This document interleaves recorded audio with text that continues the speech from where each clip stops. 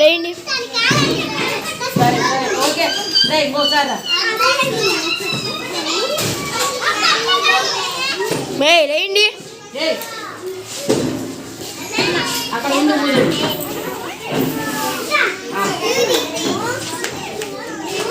మూడు వస్తువులను పెట్టగా దూది తేలికైంది కాబట్టి గాలికి కింద పడిపోయింది. కాగితం ముక్క చిన్న చిన్న కర్ర ముక్క కదలలేదు. ఎందువల్ల అంటే అది బరువు ఎక్కువగా ఉంది కాబట్టి అది గాలికి కింద పడలేదు.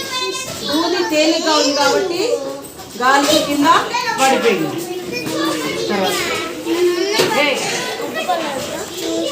అగ్గిపుల్లల ఆకారాలు అగ్గిపుల్లల ఆకారాలు